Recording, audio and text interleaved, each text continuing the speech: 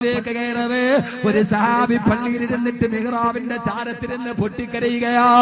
താൽപര്യമാറ്റങ്ങളിൽ നിന്ന് തിരിഞ്ഞു നോക്കുമ്പോ തൊട്ടു പുറകിലുണ്ട് ലോകത്തിന്റെ തിരുദൂതരെ ഹബീബായ നബി മുഹമ്മദ് മുസ്തഫ സല്ലല്ലാഹു അലൈഹി വസല്ലമ. അത് ബഹുമാനപ്പെട്ട സഹാബി തിരിഞ്ഞു നോക്കി. ബഹുമാനപ്പെട്ട സഹാബി തിരിഞ്ഞു നോക്കി. അല്ലാഹുവിന്റെ റസൂൽ ചോദിച്ചെന്താ മോനെ, എന്ത് പറ്റി ഇവിടെ ഇരുന്ന് കരയുന്നതെന്തിനാ? ഓ സഹാബി പറഞ്ഞത്, യാ റസൂലല്ലാഹ്, വല്ലാത്ത കടബാധ്യതയാണ് നബിയെ, വല്ലാത്ത രോഗങ്ങളാണ് നബിയെ, വീട്ടിലെല്ലാവർക്കും മാറാ രോഗങ്ങൾ പിടിപെട്ടിരിക്കുകയാ നബിയെ, കടൽ കൊണ്ട് ജീവിക്കാൻ പറ്റുന്നില്ല. അല്ലാഹുവോടല്ലാതെ ആരോട് പറയാനാണ് നബിയെ? അല്ലാഹുവോട് പറയാൻ ഞാൻ പള്ളിയിൽ വന്നടാ. നീലഗിരിയിലെ തോട്ടം തൊഴിലാളികളായ ഈ എസ്റ്റേറ്റുകളിൽ പോയപ്പോ ഞാൻ അത്ഭുതപ്പെട്ടു പോയി. ഇന്ന് ഉച്ചക്ക് ഞാൻ അങ്ങനെ പെരിയ ശാലയിലേക്ക് പോകുമ്പോ എന്റെ ഇടത് ഭാഗത്തും വലത് ഭാഗത്തും കണ്ട കാഴ്ചകൾ കേരളത്തിൽ ഇങ്ങനെയുള്ള കാഴ്ചകൾ അപൂർവമാ. ഇടത് ഭാഗത്തും വലത് ഭാഗത്തുമുള്ള തോട്ടം എസ്റ്റേറ്റിന്റെ പുറകില് ഒരു ചെറിയ ചായ്പിന്റെ ഉള്ളിൽ ജീവിക്കുന്നവർ അതിലൂടെ വാക്കറി കടന്നു പോകുമ്പോ ഓടി വന്നിട്ട് സ്നേഹത്തോടെ വന്നു, സാറേ ഞങ്ങളുടെ നാട്ടിൽ വന്നല്ലോ എന്ന്. ഇന്ന് യഥാർത്ഥത്തിൽ എനിക്ക് ഏറ്റവും വലിയ സന്തോഷം കിട്ടിയിടപ്പെടാ എന്റെ പ്രിയപ്പെട്ട സഹോദരങ്ങളെ. കഴിഞ്ഞ റമദാനില് ദുബൈയിൽ ഭരണാധികാരി ഷെയ്ഖ് മുഹമ്മദിന്റെ കൊട്ടാരത്തിലിരുന്ന് ഞാൻ ഭക്ഷണം കഴിച്ചിട്ടുണ്ട്. അത് പറയാനല്ല, ഇന്ന് പെരിയ സോലയിൽ ഒരു കൊച്ചു കുടിലിന് പോയിട്ട് പ്രിയപ്പെട്ട സുഹൃത്ത് ഖാലിദ് സാഹിബിന്റെ വീട്ടിൽ പോയി ആ കൊച്ചു പുറയിലെ കൈയൊന്ന് പൊക്കിയാലും ഒന്നായത്തിൽ മുട്ടുന്ന ആ പുറയിലിരുന്ന് ഭക്ഷണം കഴിച്ചപ്പോ വല്ലാത്തൊരു അനുഭൂതി തോന്നിപ്പോയി. ജീവിതത്തിന്റെ പ്രതിസന്ധികളുടെ ഇടയിലൂടെ ജീവിതത്തിന്റെ രണ്ടറ്റം തമ്മിൽ കൂട്ടിമുട്ടിക്കാൻ കഴിയാണ്. അല്ലാഹു ആ കുടുംബത്തിന് ബറക്കത്ത് ചെയ്യട്ടെ.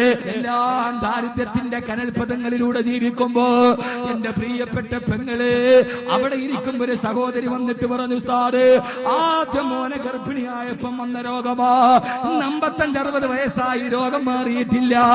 എവിടെയാ മോളെ പരിഹാരമുള്ളത്? ആ പരിഹാരം നിന്റെ നാവിന്റെ ഉള്ളിലാ, അത് നിന്റെ ഹൃദയത്തിന്റെ ഉള്ളിലാ. മറക്കല്ല ഉമ്മ, മറക്കല്ല ചെറുപ്പക്കാരാ. ഹബീബായ നബി തങ്ങളോട് പറഞ്ഞു, യാ റസൂലല്ലാഹ്, കടബാധ്യത വന്നിട്ട് ചുമലിൽ വീണിട്ട് എഴുന്നേക്കാൻ കഴിയുന്നില്ല നബിയെ. വീട്ടിലും ഭാര്യക്കും മക്കൾക്കും മാതാപിതാക്കൾക്കും മാറാ രോഗമാണ് നബിയെ. ആരുമില്ലാത്ത സമയത്ത് എനിക്ക് കരയാൻ വേണ്ടി പള്ളിയുടെ ഉള്ളിൽ വന്നിട്ട് ഈ മുസല്ലയിൽ ഒന്ന് കരയാൻ വന്നതാണ് യാ റസൂലല്ലാഹ് എന്ന് പറഞ്ഞു കണ്ട് കവിൾ തടത്തിലൂടെ കണ്ണുനീര് തടം തല്ലിയാ തൊടുകി. ആ സഹാബി പറഞ്ഞു കൊടുക്കവേ ലോകത്തിന്റെ തിരുദൂതര് പറഞ്ഞ, സഹാബി ഞാൻ നിനക്കൊരു ദുആ പഠിപ്പിച്ചു തരാം. ആ ദുആ 5 വഖത്ത് നിസ്കാരത്തിന് ശേഷം പതിവായി നീ ചൊല്ലിക്കൊള്ളുക. നിന്റെ എല്ലാ പ്രയാസങ്ങളും മാറും സഹാബി. ഈ പരിമിതമായ സമയത്തിന്റെ ഉള്ളിൽ വിനീതനായ ഞാൻ നിങ്ങൾക്ക് എന്താ പറഞ്ഞു തരേണ്ടതിനപ്പുറമായി പെങ്ങളെ ഇതിന് ജീവിതത്തിൽ മറക്കരുത്. അല്ലാഹുവിന്റെ റസൂല് പറഞ്ഞ സഹാബി പറഞ്ഞുകൊള്ളുക, അല്ലാഹുമ്മ ഇന്നാ നഊദു ബിക മിനൽ ഹമ്മി വൽ ഹസൻ വനഊദു ബിക മിനൽ ജുബ്നി വൽ ബുഖൽ വനഊദു ബിക മിനൽ അജ്സി വൽ കസൽ വനഊദു ബിക മിൻ ഗലബത്തി ദൈനി വകഹരി റിജാൽ. ഈ ദുആ പതിവായി പറഞ്ഞുകൊള്ളുക. അല്ലാഹുമ്മ ഇന്നാ നഊദു ബിക മിനൽ ഹമ്മി വൽ ഹസൻ വനഊദു ബിക മിനൽ ജുബ്നി വൽ ബുഖൽ വനഊദു ബിക മിനൽ അജ്സി വൽ കസൽ വനഊദു ബിക മിൻ ഗലബത്തി ദൈനി വകഹരി റിജാൽ.